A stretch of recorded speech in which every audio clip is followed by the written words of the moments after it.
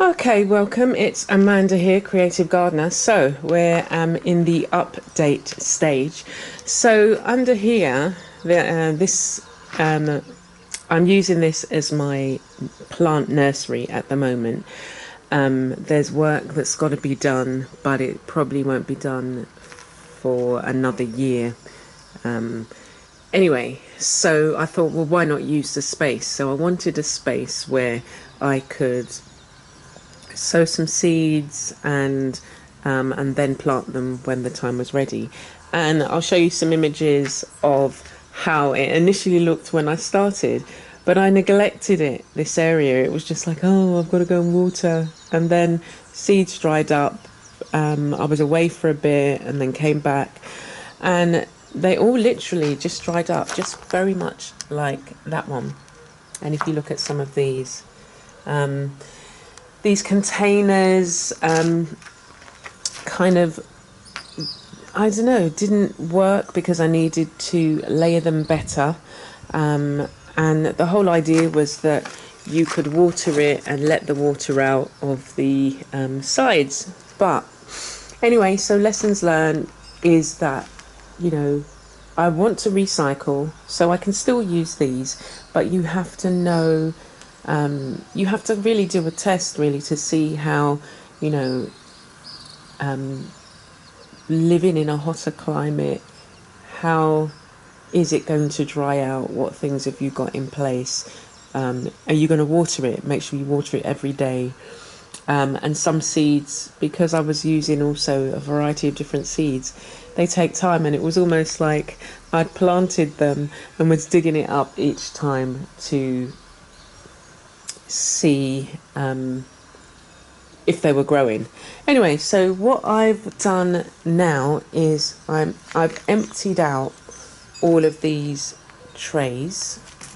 Well, the other thing is that we were in the rainy season, so it was kind of, water was coming down here quite a lot. It was raining every day, so it was always very muddy. So I'm going to make this space work again. And what I wanted to see was, when the sun sets, how much this particular area is full of sun. So it gets the sun about, say, 5, 6, the sun's setting. And if we look over here, this is the Mexican sunflower. And so if it was a bit lower, the light would be still coming in. So that's another, reason why you have to, when you're planting anything, growing anything, you have to be able to look and see, well, how much wind does it get? Like my bananas, the trees at the back, which I'll do an update, they get a lot of wind, and so one of them was kind of leaning over. And the sunlight, this is dappled sunlight now, and so for some plants, that might be fine. For others, they need full sunlight. And just really seeing the way that, the land that you have or the space that you has works with what you need to do in it. And so over here as well, I just got kind of distracted. There's just so many things happening. I was like, how can I be focusing on loads of other seeds and trying to grow stuff when I'm trying to get to know the land? I'm planting things, and we're dealing with, I think it was the wettest winter or the rainy season that we'd had. So I'm going to breathe new life back in here. And what I'm going to do is, where's the wheelbarrow? So I poured all the soil out in here, and I'm going to add some compost. I've picked some of these ferns that are growing. So as I said, with a makeshift barrier that it's not really a barrier, the water runs down and settles in here, and you get about 2 to 3 inches of water down here. So here's something that's growing that I want to make use of, but I'm going to talk about that in a separate video. So all I've done is I've picked some of the ferns, and I'm going to pick some of the Mexican sunflower and add to the soil, add some compost, that I've, homemade compost, mix it all in, water it a bit, and then refill the containers. But to the containers, I'll be adding, kind of making it like a lasagna of compostable material. So greens, browns, a layer of soil, and just do that, and then water it. And I'll probably use cardboard at the bottom. And there's loads of, small stones that I can use at the bottom for drainage as well. But layers of cardboard so that can absorb the water and hold it in a bit more, so that the soil is a bit more, it's a bit more moist. And then the dog has been in here, and this was my container full of all my seeds. I've still got quite a bit of seeds that I've got to plant out, so I'm going to be going again. The only other thing is that this time of the year, so we moved in April. Sorry, we moved in August. So from April, this is uncharted territory in terms of, how the soil is working. At the moment, it's cracking because of the heat. And so I have to take that into consideration. But I thought to myself, if I know what, in terms of creating a nutrient-rich soil is now. Good compost. I've got loads of compost brewing as I speak. Good compost, and then also add additional layers so that it will break down. As the seeds kind of, are emerging, they'll break down properly. And then the other thing is, what I was doing was just writing on the labels. See, this is my seed starter container. But what I need to do is anything that I plant, keep proper records so that I can, after time, these rub off. They fade, and so it's difficult to see. So have proper records of when things were planted, so I don't keep like, oh my gosh, nothing's coming up. And then things like this, makeshift, these are really good. But again, provide the proper layering, and, this will stay moist and also break down, but also provide, rich nutrients if you put, green leaves, brown leaves, a bit of soil, and do that. So that's this particular update. It's really important for me to, utilize the things around me, and these are some of my, not only containers, but things I was using for, planting. I've got some the stuff that I've made here, so I just want to create an area here as well, so that I'm utilising the space as best as possible, and it doesn't look like everything's just dumped under here. At the moment, what I do with some of the things is, when the recycling, I keep them in bags, the bottles and things like that, because they just pack up the house. And where, I can get a bag collected, then I'll do that, or I use it either in the garden like I've done here, or I use it in the recycled art projects. Okay, so that's that for now.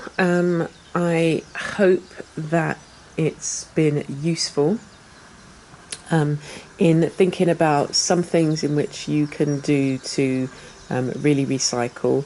As I said, I really want to just tidy up under here because it's been neglected for a while, and just start again with my seeds and be mindful of the weather patterns, the sunlight that it will get. So under here we'll get probably about 4 hours, 5 hours of sunlight coming in.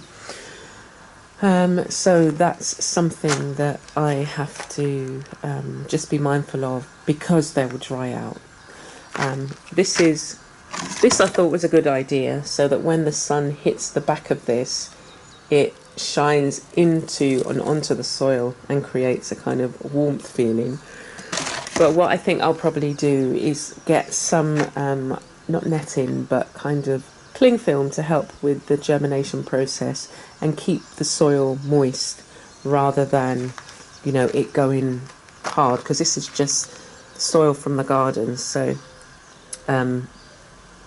enrich it, not fill them up so much, and cling film them off so that I can continue to you know, provide that kind of the warmth but not the dryness for the plants. Okay, yeah, and then recycling, you know, went to my local tyre centre and got these tyres, so it makes a good makeshift shelving. And the other thing I've used them for is planters, but that's another video because I've not yet.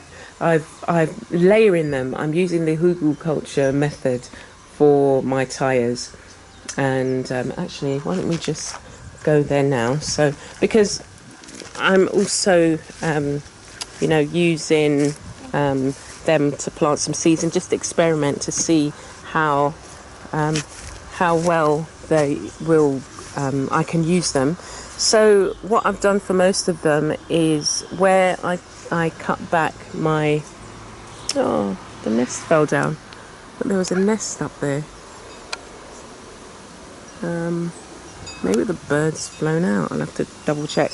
Anyway, so I layered the tyres along here because, as you can see, there's like a little kind of, it's going to be a dry riverbed. I've still got to kind of make sure that the grass that's grown here, get rid of it, because what happens is when it rains, because we're on a slope, this is like a river, it fills up, literally it fills up. And so I wasn't confident that planting certain things along here, but I might change my mind and put some scarvola here because it's used to being, you know, like a windbreak near the sea. So if the scarvola can grow here and just create a little hedge, that will be good, because it kind of grows, let's see, we're not kind of distracting here, but the way that it grows kind of this way, you know, it spreads itself out. The branches get heavy, it weighs down, then it spreads itself out and grows along there. So that might actually work for along here and, you know, keep some of the weeds at bay. Anyway, but in the meantime, what I did was I put these here, and I've layered it. So far what we've got is a layer of you know, sticks, branches that are broken off, dead leaves, green leaves, some cardboard. This is all going to decompose, and so I'm just taking my time, and also just seeing how it works. So I did this one, and I was growing some pak choy in there, and what I found was the soil started to recede. So because it's, you know, everything's breaking down, it goes lower and lower, and so you have to top it up. So I started going around the insides with the cardboard. Again, that will break down a bit slower and provide the worms and everything and whatever else is in there. Provide it with, you know, stuff that it can eat. And then I was also, when my compost bin was full, I was also putting, like, you know, the scraps, vegetable scraps and peelings as well in there. But it's been kind of breaking down really quickly, so I have to maybe put some thicker branches. I've got, you know, branches here that can be broken down, so more branches, more soil. I can't remember what I had growing in here. Anyway, so that's still, I've not seen the pak choi flowers. Anyway, so we did have some pak choi, but there was also the yellow cabbage caterpillar that laid their eggs. I managed to get rid of a few, but yeah. Anyway, so as I said, with the others, what I've done is, you know, just put cardboard, that's rotting wood. I thought this had died. This is a elephant ears plant, and I just, you know, used it again to compost, put it in there, and it's grown back, which is cool. Anytime I cut the leaves, and when this is cut back, that will be going in there as well. So it's providing a space for me to put stuff that can be broken down. This is the dog. Seems to like. I was going to plant these, but left it too long, and he likes biting them. Actually, I might even just plant it and see what happens. It was soaking in water. Yeah, so all I've done is we go through milk, you know, the soya milk cartons really quite a lot, and so I use the cardboard from the cartons, and I've just been filling this up, and just, yeah, as I say, providing, I don't want this to go down anymore, so providing an area where it separates the two sides, and I can plant some, say, flowers or whatever it is in here, or put some of the seeds in, you know, once I've established, you know, and got it to a point where it's got enough soil in that I can start planting them up. Then I'll use it. I've used one of them as, this is another one. I'm going to have one on this side and one on that side. So this is another one I've started off, just again, started with cardboard. I've got loads of leaves and sticks at the bottom of there. And this one, I was going to create a little table. So I just need to, I want to paint it. Table or just seating really, because this is a nice shaded area. This is my pomegranate tree. It's growing really nicely. Look, I've got some pomegranates coming up, but again, that's for an update. Anyway, so yeah, this is, you know, recycling and using stuff the best way you can. And I have to have a general clear up as to, as I said, under here, so that it's working the way that I want it to work, and I can actually, you know, keep seeds, keep pots that that need less sunlight under here, or maybe just, you know, afternoon sunlight. Okay, so I'm going to leave it there. I hope that's been helpful, and it's updated you as to, you know, you start something. I started out really well with loads of seeds growing, but became overwhelmed because I just had too much going on, and sometimes you've got to be realistic with how much time you have.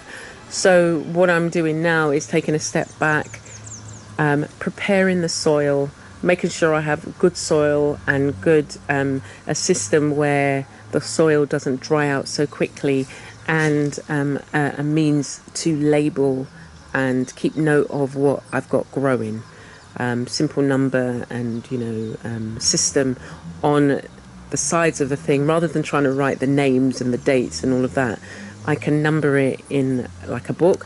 I could even utilize, you know, what I've got down here to say, you know, well, in here is whatever, just the code for each container.